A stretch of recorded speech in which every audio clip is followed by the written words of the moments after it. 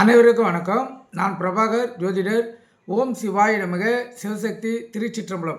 இப்போ நான் என்ன சொல்ல போகிறேன்னா, இந்த திருமணத்தில் வைக்கப்படும் 7 அடிகள் எதற்காகன்னு நிறைய பேருக்கு தெரியாது. 7 அடி தான் வைப்பாங்க திருமணத்தில்.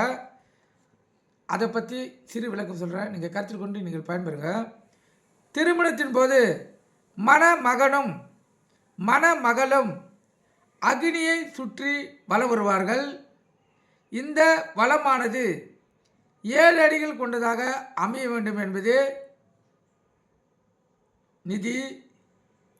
ஆகவே திருமணத்தில் வைக்கப்படும் 7 அடிகள் எதற்காக என்பதை பற்றி சிறு விளக்கத்தை இப்போ நம்ம பார்ப்போம். திருமணத்தின் போது மணமகளும் அக்னியை வலம் வருவதை வடமொழியில் சப்தபதி என்று கூறுவார்கள். அதாவது 7 அடிகள் மணமகளும் சேர்ந்து நடந்து வருவதை குறிக்கும் சொல்லது. அவ்வாறு 7 அடிகள் நடக்கும்போது மாப்பிள்ளை பெண்ணிடம் இறைவன் உனக்கு துணையாக இருப்பான் என்றும் சொல்லக்கூடிய வார்த்தையை அந்த 7 அடிகள் நிரூபிக்கின்றன, 7 அடிகள் தெரிவிக்கின்றன. கருத்தில் கொள்ளுங்கள். இப்போ முதல் அடி பஞ்சம் இல்லாமல் வாழ வேண்டும். 2வது அடி ஆரோக்கியமாக வாழ வேண்டும். 3வது அடி நற்காரியங்கள் எப்போதும் நடக்க வேண்டும். 4வது அடி சுகத்தையும் செல்வத்தையும் அளிக்க வேண்டும். 5வது அடி லட்சுமி கடாட்சம் பெற வேண்டும்.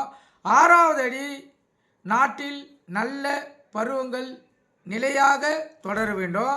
7வது அடி தர்மங்கள் நிலைக்க வேண்டும்.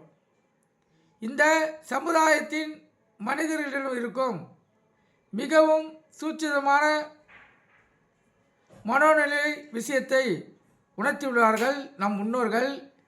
2 நபர்கள் ஒன்றாக 7 அடிகள் நடந்தால் அவர்களுக்குள் சிநேகிதம் உண்டாகும் என்கிறது சாஸ்திரம். உதாரணமாக, நாம் சாலையில் நடக்கும்போது அறிமுகம் இல்லாத ஒருவரை கடக்கும்போது சில வினாடிகள் ஒன்றாய் நடக்க நேர்ந்தால் நன்றாக கவனிங்கள். 7 அடிகள் நடப்பதற்குள் நாம் அவர்களை வேகமாக தாண்டி விடுவோம் அல்லது அவர்களை முன்னே போக விட்டு விடுவோம். முழுமையாக 7 அடிகள் ஒன்றாக நடக்க மாட்டோம். 2 மனிதர்கள் ஒன்றாக நடக்கும்போது அவர்களுக்குள் நடக்கும் மனோவியல் மாற்றங்கள் 7 அடிக்குள் நடந்துவிடும் என்பது ஒரு சூட்சுமமான விஷயம்.